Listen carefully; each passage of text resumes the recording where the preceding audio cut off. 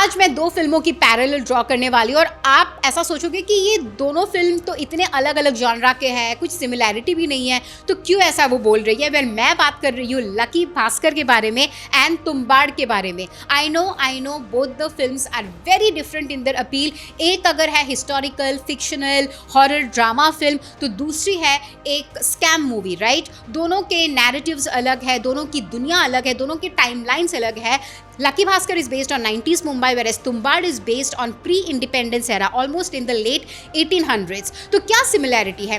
Well, similarity यही है कि उनका जो मेन प्रोटैगनिस्ट है, उनके लिए ग्रीड कितना महत्व रखती थी, उनके लिए अपनी फैमिली के लिए वो कितने हद तक जा सकते थे to fulfil their families wishes. लेकिन इसी बीच क्या उस इंसान का पर्सनल ग्रीड भी काउंट में आता है? प्रोटैगनिस्ट को लगता तो यही है कि वो जो कर रहे हैं वो अपनी सोशल स्टेटस या फाइनेंशियल स्टेटस को ऊंचा करने के लिए कर रहे हैं और अपनी फैमिली को एक बेटर लाइफ देने के लिए कर रहे हैं। लेकिन कहीं ना कहीं क्या उनके मन में भी वो ग्रीड है, जिसकी वजह से वो जो भी कुछ कर रहे हैं, पैसों का लेन देन या anything that they are doing with money, वो अपने लिए है, ना कि अपनी फैमिली के लिए। तो लकी भास्कर और तुम्बाड़ में मुझे ये एक बहुत कॉमन पॉइंट दिखा बिटवीन द प्रोटैगनिस्ट, और दोनों ही ग्रीड में आके जकड़ गए थे and they did things which are not legal, which are not right, which are not ethical. I know अलग अलग दुनिया की स्टोरी है, तो जो ग्रीड का भी जो एक डेफिनेशन है वो दोनों दुनिया में अलग अलग है। एक अगर एक फिक्शनल स्टाइल में माता की कोख में जाके उधर से खजाना लेके निकाल के अपनी इस दुनिया में, अपने वर्ल्ड में अपनी फैमिली को अच्छी लाइफ देना या फिर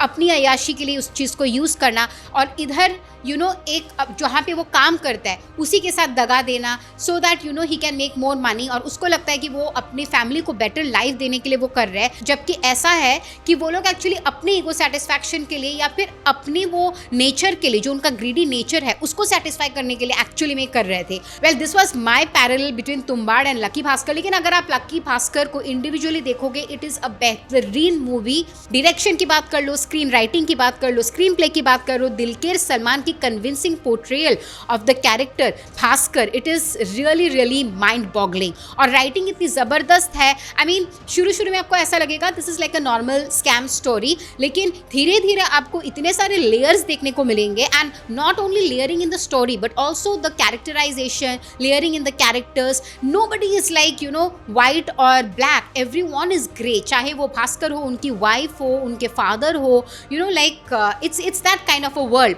तो मैं फिल्म को एक्सप्लेन नहीं करूँगी क्योंकि वो अगर मैं कर दूंगी तो आपके लिए स्पॉइलर हो जाएगा। But what I will share is what I really like the film, और किस वजह से इस फिल्म को IMDb में इतना ज़बरदस्त रेटिंग मिला है, एंड किस वजह से नेटफ्लिक्स में this has become like the most viewed film in the recent times, defeating films like Kanguva या फिर गोट, जो कि बहुत ही बड़े बड़े एक्टर की फिल्म है। तो या लेट्स स्टार्ट। तो एक तो ये है कि लकी भास्कर में जो फ्रेंड्स हमको दिखे हैं ना, जो फ्रेंड्स उनको मिले हैं भास्कर को, ऐसे फ्रेंड्स तो भाई सबको चाहिए। जो सपोर्ट सिस्टम उनको मिला है, चाहे उनके फादर के रूप में हो, उनकी वाइफ के रूप में हो, उनके एंथनी फ्रेंड के रूप में हो, या फिर उनके वो कलीग फ्रेंड हो जिन्होंने हर तरीके से उनको हेल्प किया ताकि वो ये स्कैम सक्सेसफुल कर पाए। तो यही दर्शाता है कि आप अकेले कुछ नहीं कर सकते, और अगर आप सोचोगे कि मुझे अकेले ही आगे बढ़ना है तो आप कभी नहीं बढ़ सकते हो। जैसा कि लोग बोलते हैं कि if you want to grow faster then go alone, but if you want to grow bigger then go with people. तो उनका जो क्लैन था, उनकी जो कम्युनिटी थी, वो इतनी स्ट्रांग थी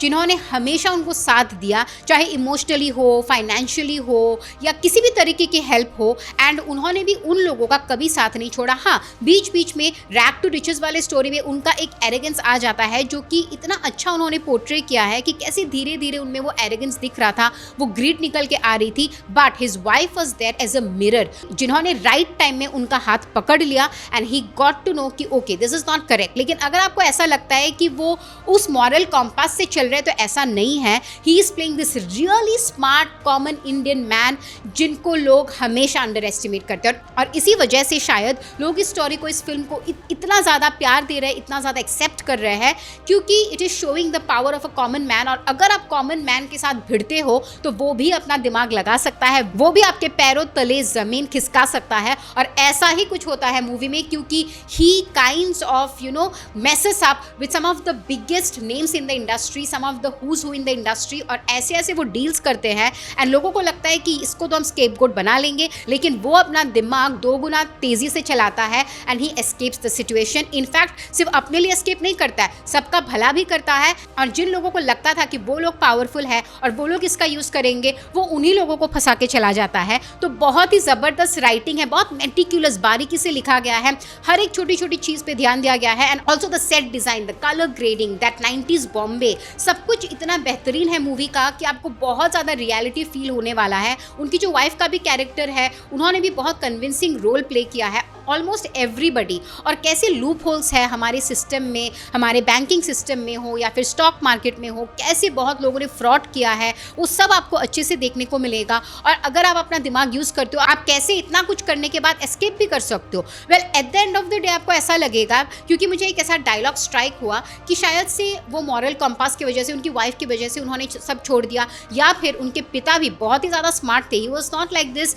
सॉबिंग इमोशनल फादर कि तूने क्या कर लिया, या फिर उसको एथिकली लेक्चर देने लगे।